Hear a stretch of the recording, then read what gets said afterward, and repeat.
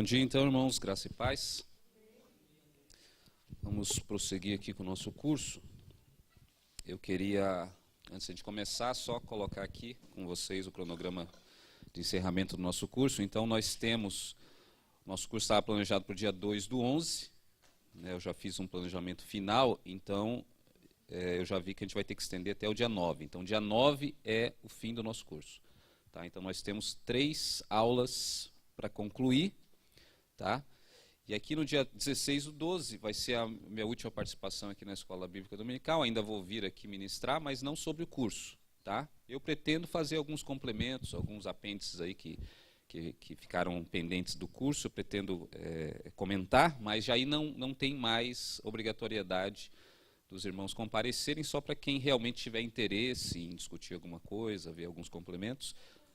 2/12, isso, obrigado. Então, nós teríamos, então, para concluir, eu adicionei uma aula aí, peço desculpa para os irmãos, mas para o conteúdo não ficar incompleto. Tá? Então, 3 últimos encontros. E aí o exame, a princípio, vai ser, eu vou fazer essa experiência aqui, tentar fazer via internet, tá? Pelo Formative. E aí quem tem acesso à internet pode fazer o exame pela internet. Depois eu passo mais detalhes. E quem não tiver acesso para fazer pela internet, depois fala comigo. E aí pode fazer o exame, eu entrego uma folha física mesmo para ser feito. Tá? Mas aí depois eu passo mais detalhes a respeito do exame. Por isso que eu não coloquei ele ali no cronograma final. Ok, sobre os créditos também é importante lembrar. Essas folhinhas de vocês tem que ter 70% concluída. Tá? Se a gente tiver 10 folhinhas, pelo menos 7 tem que estar concluídas. E os créditos extras, eu baixei para 20 créditos. Tá? São 20 créditos extras. E agora, nessas últimas aulas, eu vou começar a fazer algumas atividades que não são de memorização. Tá? Para aqueles que ainda não pontuaram, não tem nenhum crédito, para ter a oportunidade de pontuar. E na última aula, provavelmente aqui nessa transição do dia 2 para o dia 9, eu vou passar 2 atividades valendo 10 créditos cada uma. Então, para quem ainda não tiver os créditos, tem a oportunidade de fazer essas 2 atividades que não são de memorização e vale 10 créditos cada uma, aí você pode concluir também os créditos extras, 20 créditos extras aí até o final do curso. Tá bom? Depois também eu passo mais detalhes dessa atividade. Na aula passada, resumidamente, nós vimos que Deus decidiu perdoar a humanidade, salvar a humanidade que mereceria ser destruída a partir do momento que ela rompeu com Deus. E aí ficou para a gente discutir nessa aula o seguinte problema: do que adianta, afinal de contas, Deus salvar a humanidade, Deus morrer para perdoar a humanidade, se a humanidade se corrompeu completamente? Do que adianta Deus fazer tudo isso se a humanidade se corrompeu completamente? E salvar a humanidade nessa circunstância significa simplesmente que a própria humanidade ou vai se autodestruir por conta da sua maldade, do seu pecado, ou, se não se destruir, vai se transformar naquilo que Lúcifer se transformou. Vai se transformar num ser à semelhança do diabo, à semelhança do próprio Satanás. Então essa é a grande pergunta: por que Deus faria isso, se a humanidade está totalmente corrompida? E aqui entra então no segundo grande propósito da encarnação. O segundo grande propósito de Deus ter vindo ao mundo não foi só para pagar o preço da nossa condenação, para nos salvar, porque, como eu disse, só fazer isso não muda a cena, não muda a realidade das coisas. O segundo propósito da encarnação, Deus veio ao mundo com um propósito também pedagógico de ensinar a humanidade para ser como ele. Regenerar a humanidade. Isso que o teólogo Tomás de Kempis falou. Ele se fez o que nós somos para fazer de nós o que ele é. Quando Deus veio ao mundo, ele não veio apenas para nos livrar da condenação. Ele veio para nos ensinar a ser como ele é. E isso é fundamental, porque às vezes, quando nós pregamos o Evangelho, nós esquecemos desse propósito fundamental. Nós só falamos, não, Deus te salvou, Deus veio te salvar, Deus te perdoou. Mas ele não veio só para isso. E se ele tivesse vindo só para isso, não mudaria a realidade da humanidade. Então isso é o que na teologia se chama da doutrina de regeneração. Deus não apenas nos salvou, ele veio nos regenerar. Mudar o caráter corrompido da humanidade. E a partir disso, para refletir sobre isso, eu quero ler com vocês Romanos, capítulo 8, versículo 28, se você tem a sua Bíblia. Romanos 8. Aqui é interessante que em Romanos 8 está falando do plano de Deus de salvar a humanidade. Ele veio ao mundo para morrer, para nos salvar. Só que muito interessante, no final do capítulo 8 ali, Jesus, ou o Paulo, vai mostrar que o propósito maior de Deus não é nos salvar da condenação. O propósito maior de Deus, que foi o motivo pelo qual ele morreu para nos livrar da condenação, é nos fazer como ele. É um propósito pedagógico de transformar a nossa essência. Então veja o que diz Romanos 8, a partir do versículo 28. E sabemos que todas as coisas contribuem juntamente para o bem daqueles que amam a Deus, daqueles que são chamados pelo seu decreto, ou segundo o seu propósito. E aí, no versículo 29 é que se esclarece qual é esse propósito. E qual é esse propósito? Veja lá.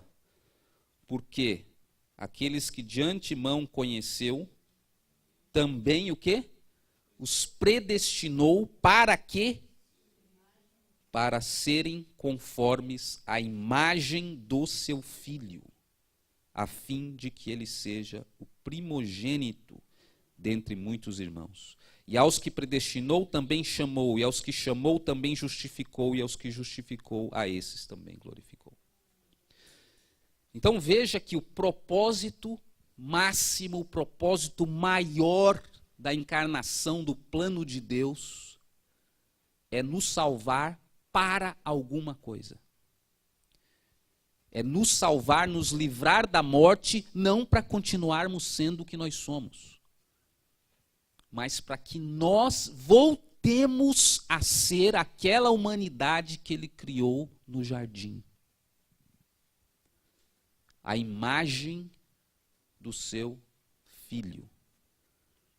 Então, esse é o propósito maior que nós vemos nas Escrituras. Então, retomando aqui, a encarnação, então, o primeiro quadrinho ali que eu passei para vocês, a encarnação de Deus teve dois propósitos. Primeiro, qual é? Salvar a humanidade da condenação do pecado, foi isso que nós vimos. Mas não é só isso. Qual é o segundo? Desenvolver na humanidade um processo de educação e regeneração para chegarmos nesse ponto de sermos conforme a imagem de Jesus. Então, esse é o propósito final de Deus, e essa história começa, esse propósito pedagógico de Deus começa com a história de Abraão. Só que veja que interessante, mesmo antes de Abraão, nós já conseguimos ver Deus agindo com esse propósito pedagógico. Lembra quando o homem comeu da árvore do conhecimento do bem e do mal, ele foi expulso do paraíso e Deus colocou um anjo impedindo o acesso a quê? A árvore da vida. Ou seja, por meio daquele rompimento, Deus introduziu no mundo o que nós conhecemos hoje como morte. Não só a morte espiritual, mas a morte física. E veja, se a gente parar para pensar, não existe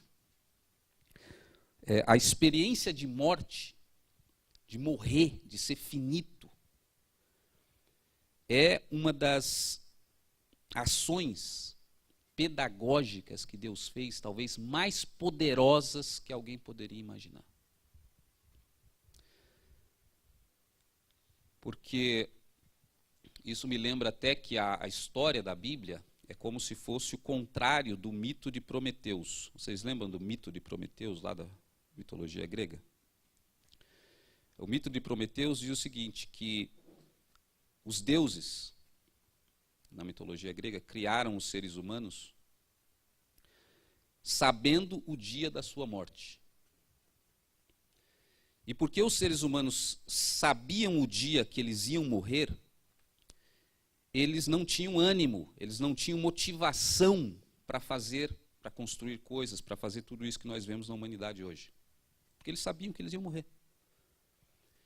E aí Prometeu, filho de Zeus, um dos deuses também do Olimpo, ele se revoltou contra Zeus e para provocar o seu pai, ele fez duas coisas. Primeiro, ele fez com que os seres humanos esquecessem que eles iriam morrer. E a segunda coisa que ele fez foi roubar o fogo dos deuses e entregar para os seres humanos. Então, o que a história ali dos gregos está ensinando?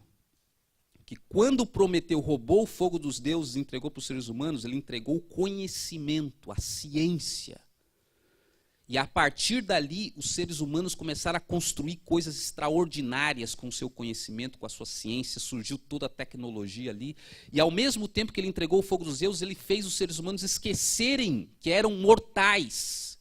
E aí o ser humano, não sabendo que era mortal,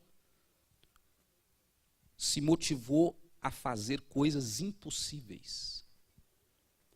Só que ao mesmo tempo que o ser humano perdeu a capacidade de compreender que ele era mortal, e recebeu o fogo dos deuses, ele começou a se achar todo-poderoso. Porque ele era como os deuses, ele era capaz de fazer a mesma coisa que os deuses, era capaz de criar, de matar, de dar a vida, de construir ferramentas extraordinárias. E ele não tinha conhecimento das suas limitações, o dia da sua morte. Agora veja como é interessante que isso é praticamente o contrário da história bíblica. Porque o homem na história bíblica foi criado eterno. E ele roubou o fogo dos deuses quando comeu do conhecimento da árvore, do conhecimento do bem e do mal. E ele, sendo eterno, e tendo conhecimento do bem e do mal, dos deuses, para fazer tudo aquilo, ele se julgou como Deus. E se rebelou contra Deus. E aí o que Deus fez? Exatamente o contrário do mito de Prometeu. Deus fez os seres humanos saberem o dia que eles vão morrer. Deus fez os seres humanos se tornarem mortais. E todo mundo sabe que vai morrer. E não importa o que você faça, não importa quem você acha que é, não importa o que a humanidade pense que pode fazer, ela vai morrer. Então, veja que isso é um ato pedagógico de Deus, de um poder extraordinário, porque coloca o homem diante de uma limitação. Você é finito. Você não pode todas as coisas. E nesse sentido, a humanidade foi educada de uma forma dramática. E até eu gosto de pensar o seguinte, o mito de Prometeus é tão parecido com a história bíblica ao inverso, que parece que é como se fosse a mesma história da humanidade, só contada pelo diabo. Porque você veja que na história dos gregos, quem são os vilões? São os deuses. Deus é o vilão. Quem é o herói da história? É Prometeus, que fez exatamente o quê? Deu o fogo sagrado à árvore do conhecimento do bem e do mal, tirou a percepção da finitude humana. Ele é o herói da história. E aí é como se ele tivesse feito um bem para a humanidade. Então é como se o diabo agora pegasse a história da humanidade e estivesse recontando, né, nesse tempo de fake news, né, estivesse recontando a sua própria maneira, e ele é o mocinho da história. Ele era o ser humano que estava sendo explorado pelos deuses. E aí, ele fez um bem, roubou o fogo sagrado dos deuses, deu para o ser humano, tirou a consciência da mortalidade para o ser humano achar que pode fazer qualquer coisa. Então, veja, o contrário da história bíblica. Então, por isso que nós percebemos aqui, ponto 1 ali, né? Antes de Gênesis 12, Deus desenvolveu 3 ações pedagógicas na humanidade. A primeira, Deus introduziu a morte no mundo, após o rompimento com Deus. E o que nos ensina mais, por exemplo, do que ficar doente, a respeito da nossa finitude, a respeito da nossa fragilidade humana. Eu estava lendo o meu diário espiritual aí de uns anos atrás, aí eu vi essa frase lá, né? Um período que eu estava doente, com um problema no estômago, não conseguia comer. E aí eu escrevi lá assim, não tem coisa que, alguma coisa assim, né? Não tem coisa que nos deixa mais humildes do que você não ser capaz de comer. Você não consegue nem comer. A gente percebe como a gente é frágil, como a gente é fraco. Nem comer um sanduíche, um pão, um arroz com feijão, você consegue. Que era o meu caso na época lá. Mas quando você fica doente, você vê como você não é nada. Quando você se depara com a morte, seja de um ente querido, alguém, né, próximo de você que morreu, você também é tomado por esse sentimento de como você é fraco, como você é dependente, como você não pode nada. Você acha que pode, mas você não pode. Quando a gente mesmo se depara com uma situação de morte ou uma doença muito grave, é a mesma coisa. Você fica tomado pelo sentimento de que você é pequeno, de que você não tem poder, enquanto que a gente, quando tem saúde, é jovem, a gente acha que pode fazer tudo, e o poder de fazer, a gente praticamente esquece da nossa mortalidade. Então, Deus introduziu na morte o mundo, e isso é o primeiro ato pedagógico de Deus. Veja, não é um ato de punição, essencialmente. É um ato pedagógico. Mas, em segundo lugar ali, eu coloquei, o que Deus fez após o dilúvio? Veja, parece que não funcionou a primeira lição, né? A morte entrou, o homem se tornou mortal, mas diz que a maldade continuou se multiplicando. A arrogância humana continuou do mesmo jeito. Por isso do mito grego lá, que como se o Prometeu foi lá e roubou a consciência da mortalidade. A humanidade continuou vivendo como se fosse eterna. E aí o que Deus fez depois do dilúvio? Ele fez questão de diminuir o tempo de vida, que era de quantos anos mais ou menos? 800, 900 anos, e foi para quanto? 120 anos. E o texto lá de Gênesis 6 diz lá que Deus fez isso para impedir que a maldade voltasse a se multiplicar sobre a terra. Então veja, Deus reforçou a lição, não funcionou, ele diminuiu para 120 anos, vai ser a vida dos seres humanos. Isso para que a maldade não volte a se multiplicar, porque ele já tinha feito o compromisso que não iria destruir novamente. Então ele tinha que fazer alguma coisa, para a humanidade não voltar a ser o que era, ou o que foi. Mas nós sabemos que depois, mais lentamente, mas a humanidade voltou a se corromper, chegou na Torre de Babel, e o que ele fez na Torre de Babel? Veja que quando o homem estava construindo aquela torre para alcançar o céu, voltando àquela arrogância toda, mesmo com 120 anos de vida, ele então veio e disse: confundamos os homens, dividimos as línguas. E ali na divisão de línguas, ele está criando a divisão das nações, que se organizam pela língua. E por que ele está fazendo isso? Ele está fazendo isso lá, depois você lê o texto, para limitar o poder humano. Para impedir que pelo poder humano depois, ele percebeu a organização, o homem está voltando, ele interviu imediatamente, dividiu as línguas, separou as nações e limitou o poder humano.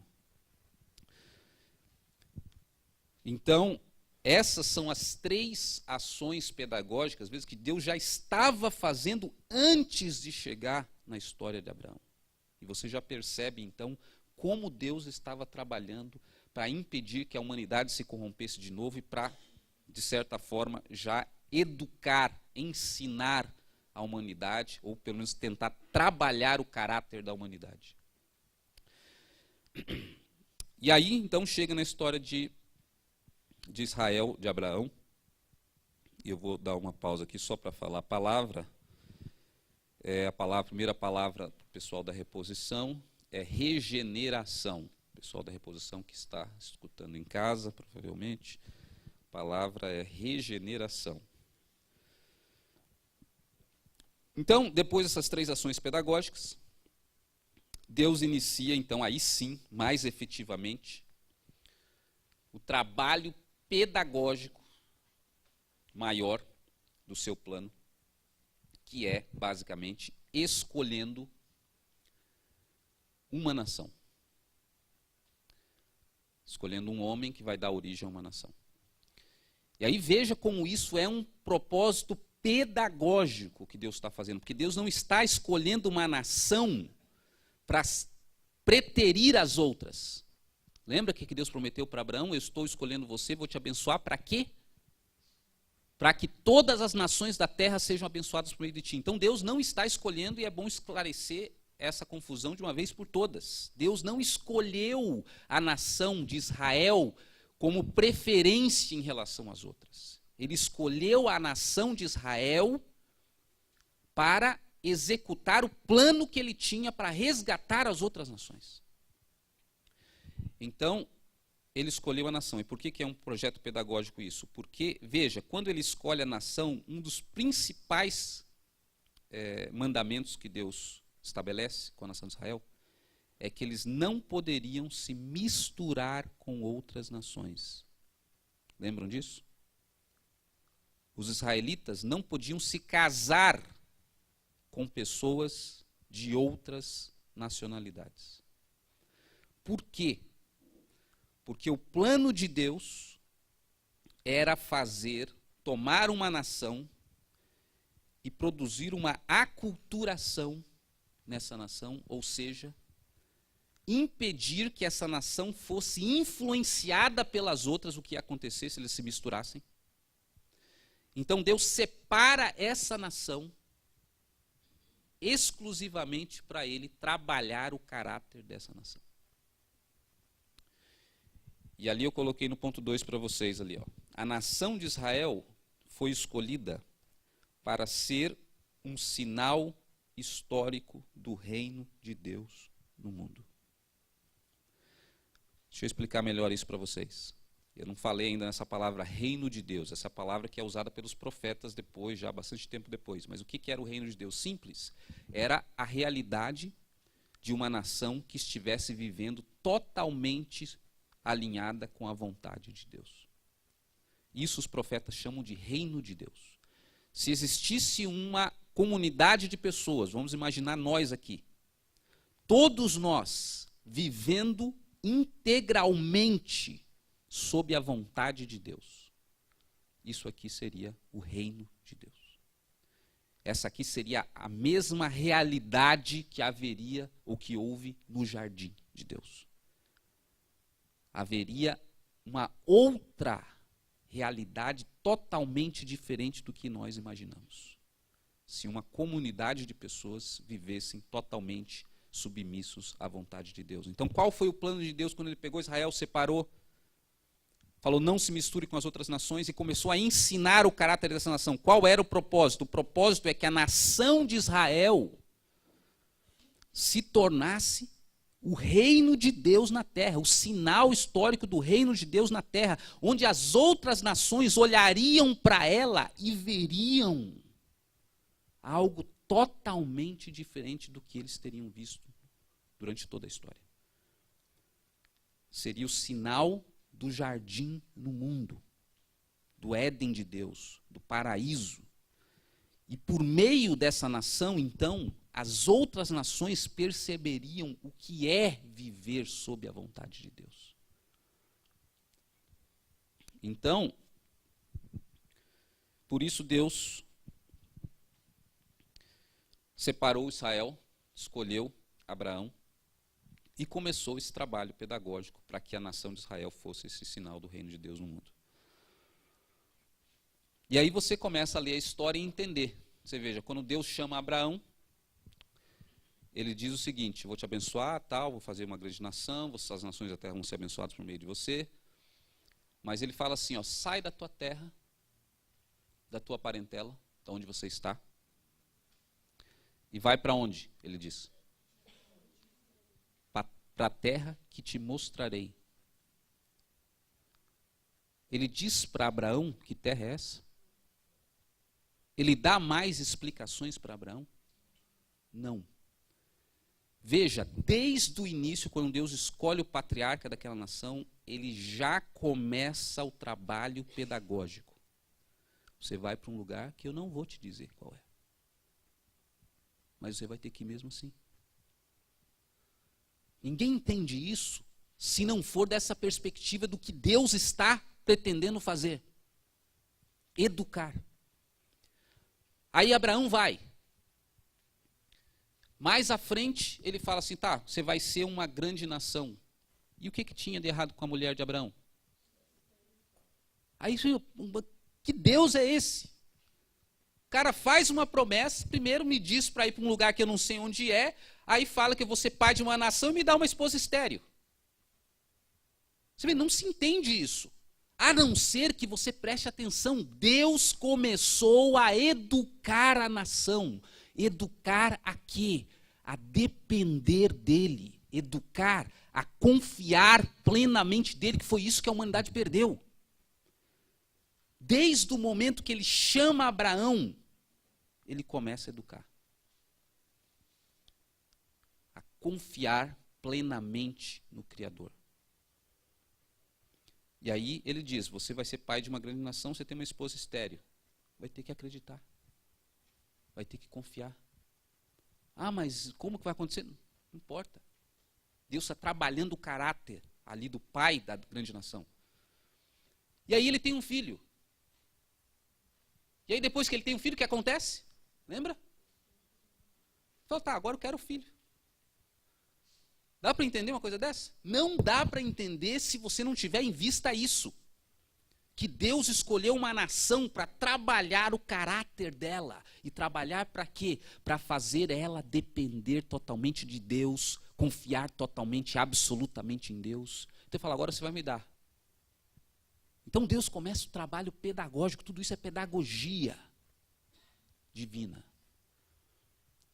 E aí Deus, você conhece a história, Abraão vai lá, daí quando ia matar, Deus fala, não, agora tudo bem, podemos continuar a caminhada. E aí passa para Isaac, filho de Abraão. Aí quando está lá com Isaac, Deus fala assim, olha, eu quero que você vá para... Corre uma fome na terra. Aí todo mundo está indo para o Egito, fala, não, você não vai para o Egito, você vai para Gerar. Aí Isaac, mas por que isso? Tal? Quando chega em Gerar, Deus fala, vou te abençoar aqui. Continua o trabalho pedagógico. Depois entra em Jacó, terceira geração.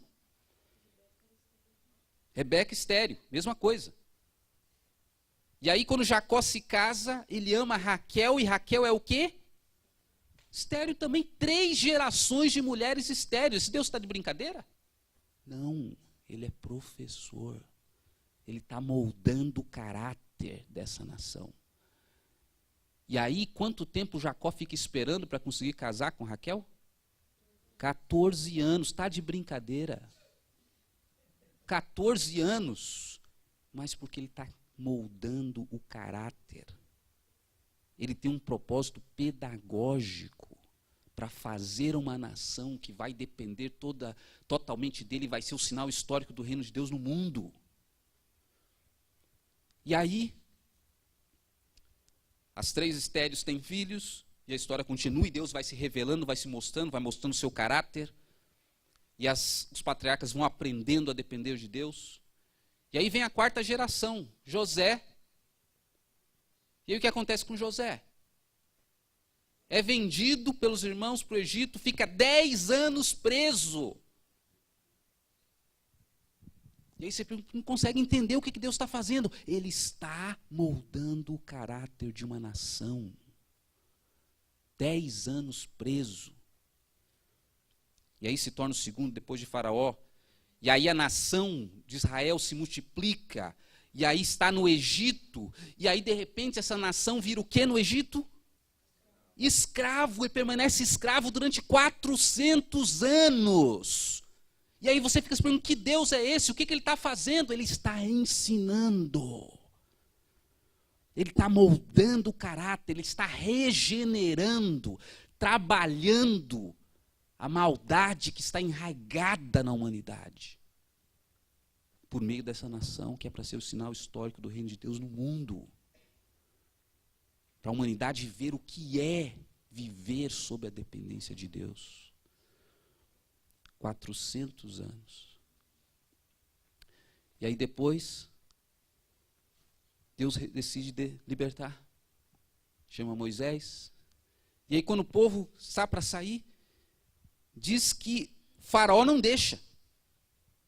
E mesmo com todas as maravilhas, Faraó não deixa. E aí a Bíblia diz que é Deus que faz o que com o Faraó? Endurece o coração de Faraó. É Deus que está fazendo isso. Aí você pergunta, por que Deus está fazendo isso? E aí você vai lendo a história bíblica, você vê. Para que eles vejam as minhas maravilhas, para que eles me conheçam. Deus está fazendo tudo isso para moldar o caráter do povo que ele escolheu para ser o sinal histórico do reino de Deus no mundo. E aí é uma praga, é 2, é 3, e ele vai endurecendo o coração, e mais praga, e vai endurecendo, e mais maravilhas, e mais milagres. E aí o povo sai do Egito. Só que num caminho que deveria levar algumas semanas, levam quantos anos? 40 anos. Você está entendendo a história bíblica? Você está entendendo o que Deus está fazendo? 40 anos no deserto. Era para levar algumas semanas. Deus ensinando no deserto o povo a depender totalmente dele, a crer nele, a saber que ele é bom, saber que vale a pena confiar nele. Isso não é só eu que estou dizendo. Alguém leia para mim, por exemplo, lá Deuteronômio, capítulo 8, de 2 a 4. Depois que o povo faz a travessia toda do deserto, veja só o que Deus diz através de Moisés. Deuteronômio 8, de 2 a 4. Olha o que Deus diz através de Moisés para o povo, a respeito da razão pela qual eles ficaram 40 anos no deserto. Para que ele deixou passar pelo deserto, passar por tudo aquilo, sofrer, camelar no deserto? Para quê? Para te dar a entender, para que vocês aprendam que nem só de pão vive o homem, mas de toda palavra que procede da boca de Deus viverá o homem, para que vocês aprendam a depender de Deus. E aí no versículo 14, se você tem a sua Bíblia aberta ainda, você vai ver lá, ó, e para que não te eleve o teu coração e te esqueças do Senhor teu Deus que te tirou da terra do Egito, da casa da servidão e que te guiou por aquele grande e terrível deserto de serpentes ardentes, escorpiões, etc. Para que não te eleves o teu coração. Quem que elevou o seu coração? Lúcifer, a humanidade. Deus está trabalhando. E veja, não é possível a gente entender a história bíblica e entender a nossa própria vida se não for dessa perspectiva do que Deus está fazendo, trabalhando o nosso caráter. Nós não entendemos o que acontece com a gente não entende por que Deus permite que a gente passe por tantos desertos. Não entende se não olhar as coisas da perspectiva, do plano de Deus, que não é simplesmente nos livrar da condenação do pecado. Isso não ia levar a lugar nenhum. É regenerar o nosso caráter e nos fazer a imagem dele. E é por isso que o texto que nós lemos no começo diz que todas as coisas cooperam para o bem. Por que você acha que Paulo está falando isso? Porque quando nós olhamos para tudo que está acontecendo, a gente fala assim, não, mas isso não pode ser para o meu bem. Passar por um deserto pode ser para o meu bem. Eu sair da minha terra, da minha parentela, deixar minha família, sair sem rumo pela vida, isso aí pode ser para o meu bem. E aí Paulo está dizendo, todas as coisas cooperam para o bem. Porque nós fomos chamados para um propósito, que é sermos a imagem do seu Filho. E Deus está trabalhando o nosso caráter para isso. Mas eu coloquei ali no ponto A para vocês, que não é uma tarefa fácil educar a raça humana. Você acha que é? Uma raça que se corrompeu completamente? Abraão não conseguiu esperar. Teve um filho com Agar. Isaac, quando chegou em Gerar, enganou as pessoas dizendo que a esposa era irmã, porque não confiou em Deus. Jacó enganou o pai para roubar o direito de primogenitura. O povo de Israel, enquanto estava no deserto, eles queriam ir para onde? Voltar para o Egito. E aí Deus também, para instruir, para trabalhar o caráter, instituiu a lei de Moisés. E o povo quebrou essa lei de todas as formas imagináveis. Povo duro. Duro. E não é sem razão que uma das imagens que a Bíblia gosta bastante de usar é povo de dura cerviz. O que é cerviz?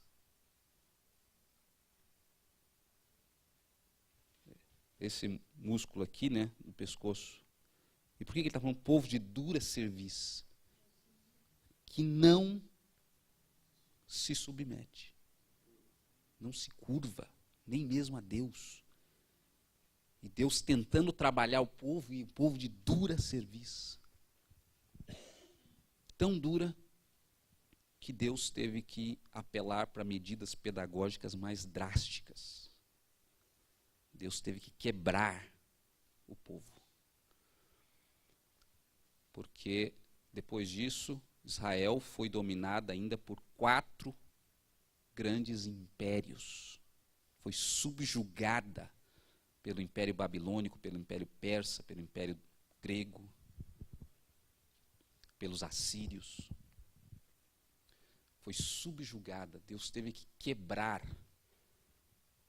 E isso é o próprio termo bíblico, porque o profeta Jeremias 18, vai trazer a profecia da dominação que eles vão receber.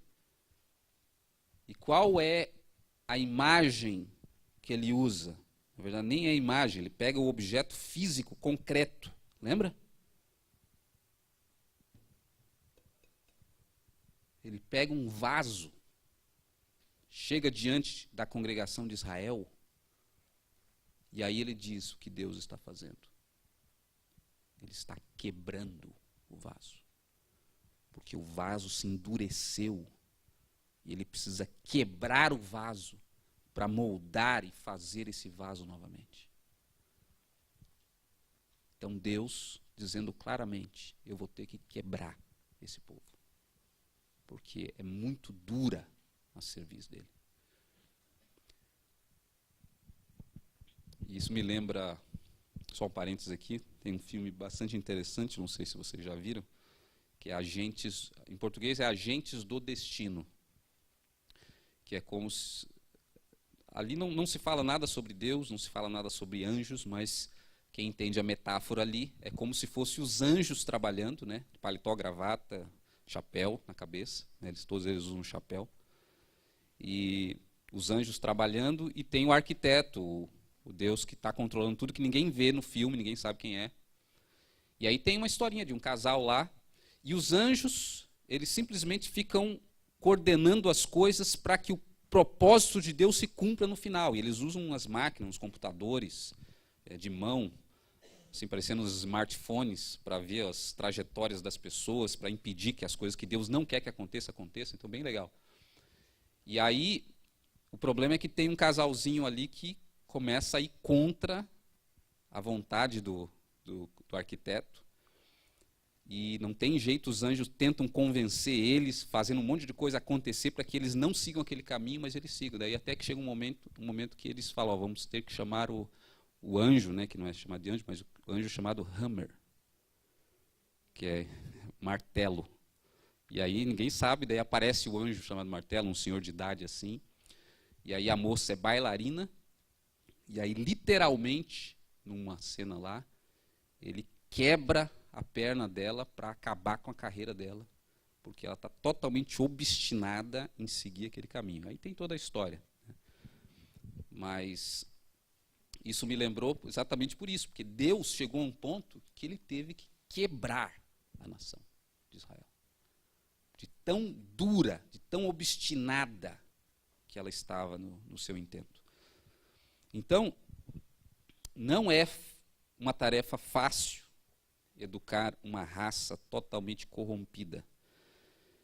E todo o Antigo Testamento, letra B ali, mostra esse trabalho pedagógico de Deus, então, sobre a nação de Israel ao longo dos séculos. É isso que você está vendo. Israel se desvia, Deus traz a disciplina, volta, daí se desvia de novo, Deus traz a disciplina, volta, Deus se desvia, Deus traz a disciplina, volta, e quebra aqui, quebra ali, e vai trabalhando e moldando o caráter a duras custas da nação de Israel. E aí a letra C ali, mesmo com todo o trabalho pedagógico de Deus, Israel se desviou insistentemente até chegar à maior profanação imaginável. Veja, o que Jesus disse, não lembro o texto agora, mas ele diz naquele texto: Jerusalém, Jerusalém, quantas vezes eu quis reunir vocês como a galinha reúne os seus pintainhos, mas vocês não quiseram. Na verdade, eu pulei uma parte. Jerusalém, Jerusalém, que matas os profetas. O que Israel fez ao longo da sua história foi matar os profetas que Deus enviou. Jeremias escapou, mas foi jogado num buraco, morreu dentro daquele buraco, porque Israel se desviava, Deus mandava o profeta, trazia a palavra para o arrependimento, e eles mataram os profetas. Então, um povo extremamente duro, e na verdade está representando a humanidade aqui. Israel não é diferente do resto da humanidade. Mas a maior profanação, qual foi? A maior profanação foi quando Jesus está falando isso, ele estava falando porque ele mesmo ia ser morto. E ele estava falando, não é novidade, porque já matou os profetas antes de mim. E essa é a maior profanação, porque o profeta Daniel fala sobre a grande profanação, sobre a desolação suprema.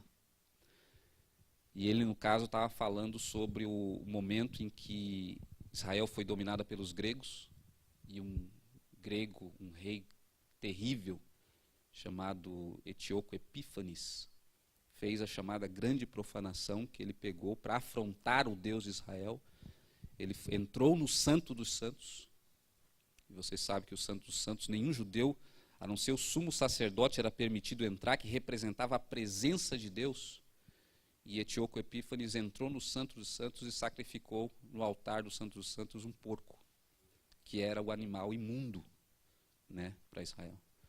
Então, o profeta Daniel profetizou que isso iria acontecer, muito antes de acontecer, e depois aconteceu mesmo, e ocorreu essa grande profanação. E depois Jesus lembra dessa grande profanação e fala que quando vier o assolador, ele cita o termo de Daniel, vocês fujam. Ele estava se referindo a Nero, porque Nero fez uma nova grande profanação quando ele imolou milhares de discípulos de Jesus nos primeiros séculos. E Jesus associou esse acontecimento com o que Etíoco Epífanes tinha feito na grande profanação. Então, essa grande profanação não foi um ato isolado no tempo. É um ato de rebelião extrema contra Deus, quando o homem, um rei, um monarca, se intitulando o próprio Deus, faz um ato para profanar, no grau extremo, a majestade de Deus. E aí, a santidade de Deus, isso. E aí aconteceu isso no primeiro século, só que a maior profanação aconteceu mesmo quando o próprio Filho de Deus foi torturado. Você consegue imaginar o grau, o nível dessa profanação? Eu me lembro também agora de um outro filme, que não me lembro o nome agora, mas que é um filme meio de terror, tá? Então, se você não gosta muito de terror, não assista. Tá? Que tem um filme que é um personagem que estuda filmes antigos e tal, e ele está procurando um filme que provocou um massacre num cinema. As pessoas começaram a se matar dentro de um cinema porque assistiram esse filme. Oi? O André, especialista de filmes ali, já achou o nome, né? Pesadelo Mortal. Mas eu achei interessante esse filme pelo seguinte: ele começa a investigar o filme para saber por que isso aconteceu, e no filme era sobre a história de alguém que encontrava uma criatura divina e torturava essa criatura. E aí, pesquisando esse filme, ele descobriu por que esse filme causou tudo aquilo. Porque as cenas retratadas não eram ficção, eram reais. Tinham encontrado uma criatura divina, no caso um anjo, tinham capturado esse anjo, conseguido capturar esse anjo, e tinham torturado o anjo e filmado tudo, e fizeram um filme a partir disso, com cenas reais de uma tortura de um ser divino que era um anjo. E aí ele encontra, inclusive, o ser aprisionado na história do filme, com as asas cortadas, né, bem debilitado, né, com a pele toda esbranquiçada. E aí a história do filme é isso, essa profanação que foi feita com o ser divino para fazer esse filme.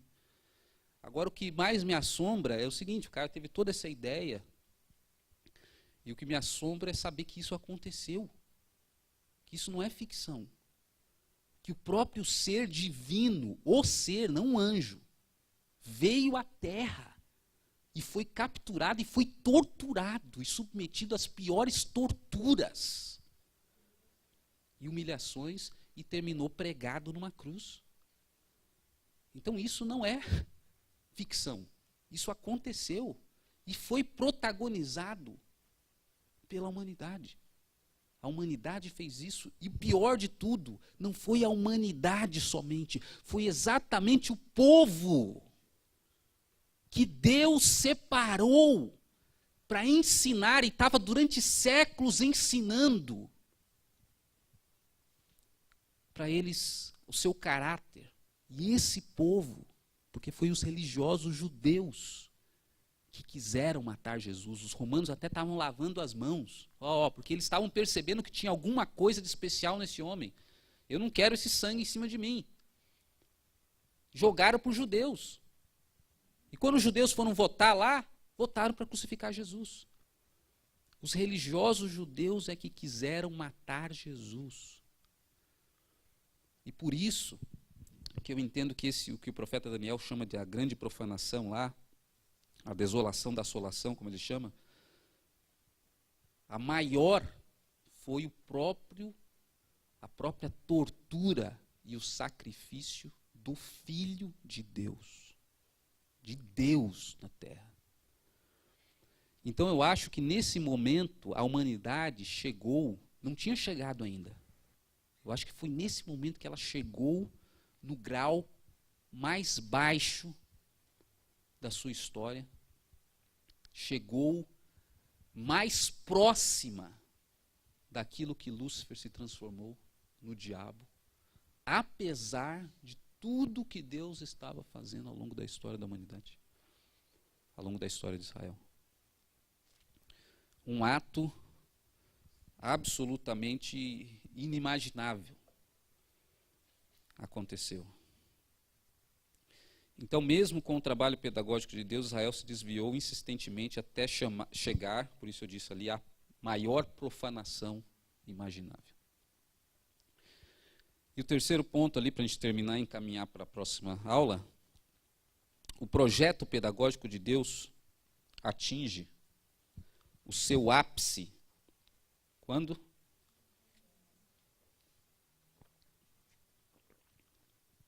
Então veja, todo esse processo pedagógico que Deus vem fazendo ao longo da história atinge a sua culminância, o seu ápice na encarnação ou quando Jesus vem ao mundo.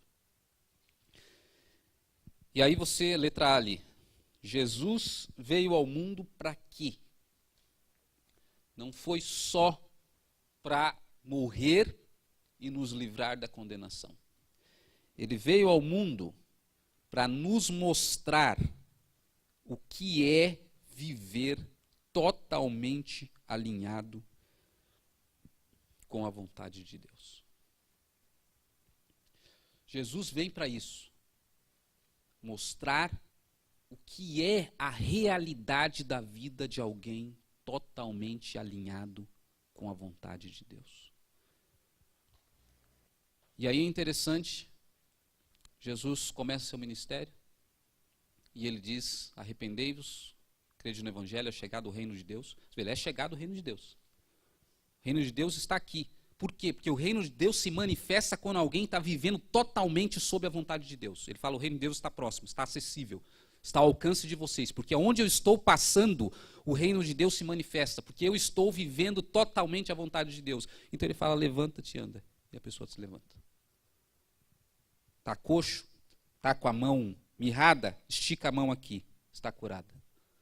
E veja, ele não está usando o poder de Deus, isso é fundamental para você entender a história de Jesus. Ele não está usando o poder de Deus ou o poder de ser Deus. Porque ele fala: essas obras que eu estou fazendo, vocês podem fazer também. E outras maiores vocês farão. Mas quando? Se vocês estiverem vivendo totalmente submissos à vontade de Deus, o reino de Deus está ali por onde você andar. E vocês vão poder fazer. Por isso que quando Pedro passa, diz o texto bíblico, que até a sombra dele cura. Ele não precisava nem esticar a mão para curar. Quando ele vai entrando no templo, o aleijado lá pergunta: me dá uma moeda, 2. Ele fala: eu não te dou isso. Não tenho moeda, não tenho prata nem ouro, mas uma coisa eu tenho, eu te dou. Levanta-te e anda. E a pessoa levantava e andava.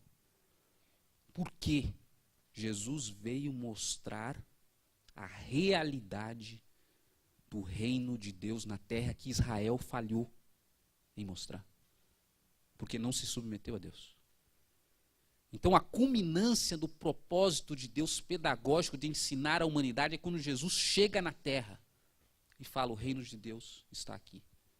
O reino de Deus está próximo, é chegado o reino de Deus. E aí a gente chega na parte que é a culminância do nosso estudo, praticamente. Que é o que nós falamos lá atrás.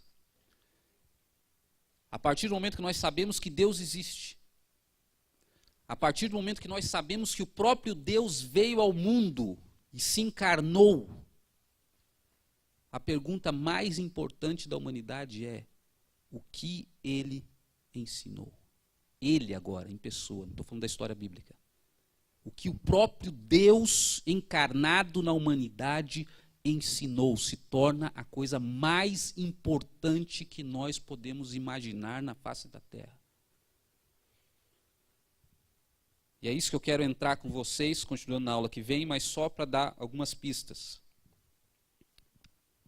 Se você acredita em toda essa história, você devia pegar os 4 evangelhos como a coisa mais preciosa que você poderia ter na sua mão.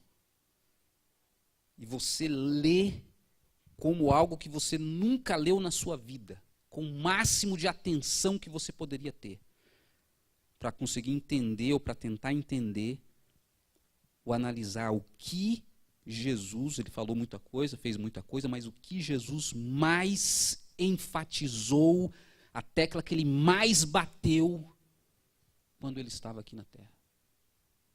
Para você tirar a mensagem que ele veio transmitir para a humanidade. E você pode fazer isso, eu recomendo que você faça isso, mas eu já vou adiantar para você, tem um teólogo chamado Richard Foster que já fez esse trabalho para a gente, né, felizmente, ele pegou os evangelhos, 4 evangelhos, estudou de cabo a rabo, nos mínimos detalhes, e ele tirou dali o seguinte: 3 assuntos que Jesus mais enfatizou durante a sua vida aqui na terra. Primeiro, o reino de Deus. Por óbvio, o assunto que Jesus mais falou durante a terra foi o reino de Deus, foi sobre essa realidade de viver totalmente submetido à vontade de Deus, que era chamado de reino de Deus pelos profetas. Primeira coisa. E ele demonstrou essa realidade. E convidou as pessoas para entrar nessa realidade. Segundo assunto, por incrível que pareça, que Jesus mais enfatizou quando esteve na terra, foi sobre o dinheiro e as riquezas. E aí você se pergunta, por quê? Porque o maior obstáculo na época de Jesus, e eu acredito que ainda hoje, para que as pessoas se submetam totalmente à vontade de Deus, vivam a realidade do reino de Deus na submissão a Deus, à vontade de Deus, é o dinheiro. São as riquezas. Porque por meio das riquezas é que nós adquirimos hoje, e na época de Jesus já era assim, o poder. O poder para fazermos o que nós queremos, para que a nossa vontade seja feita a qualquer momento que nós queiramos. Então o dinheiro hoje é um meio para que nós nos façamos Deus. Porque nós não temos o poder, por causa de todas as limitações que Deus colocou ao longo da história, e nós vimos, de fazer a nossa vontade ser cumprida. Não temos esse poder. Mas com o dinheiro, com as riquezas, nós temos, pelo menos em tese, o poder de fazer prevalecer a nossa vontade.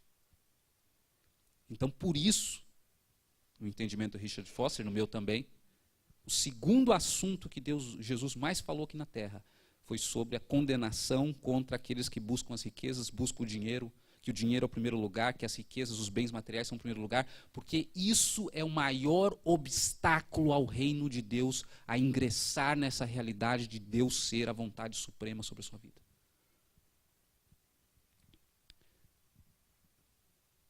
E o terceiro assunto que Jesus mais enfatizou foi sobre o amor.